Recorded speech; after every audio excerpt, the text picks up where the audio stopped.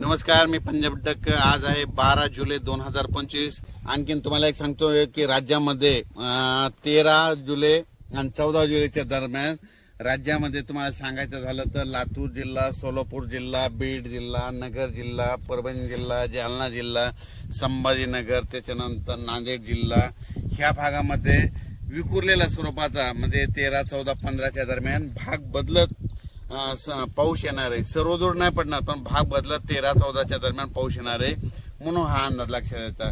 सांगायचं झालं तर राज्यात म्हणजे पूर्व विदर्भामध्ये नागपूर, वर्धा, भंडारा या गोंदिया या पट्ट्यामध्ये आणखीन 2-3 दिवस तिकडल्या भागात पाऊस राहील।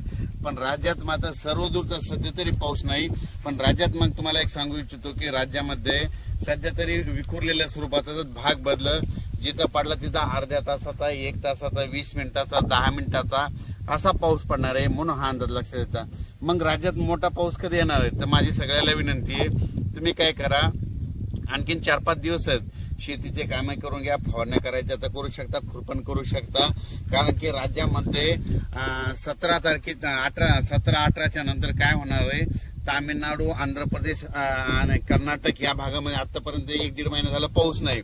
मग आता तिकडे पाऊस सक्रिय होणार आहे, म्हणजे ते 17-18 तारखेपासून तिकडे सक्रिय झाल्याच्या नंतर तो पाऊस मध्ये 18, 19, 20च्या दरम्यान मग परत कोणत्या भागात पडणार आहे की ज्या भागामध्ये पाऊस नाही पडला। मग त्याच्यामध्ये तुम्हाला सांगतो की त्याच्यामध्ये लातूर जिल्हा, धाराशिव जिल्हा, सोलापूर जिल्हा, सांगली, नगर, कडाष्टी, पाटोदा या भागामध्ये मग 18 तारखेच्या नंतर म्हणजे 18 जुलैच्या नंतर परत तिकडल्या भागात दक्षिणेकडे पाऊस सक्रिय होणार आहे म्हणून हा अंदाज लक्षात घ्यायचा। म्हणजे सांगायचं झालं तर तुम्हाला सांगू इच्छितो, राज्यात मात्र पुन्हा परत 20 तारखेच्या नंतर आणखीन पाऊस वाढतच जाणार आहे।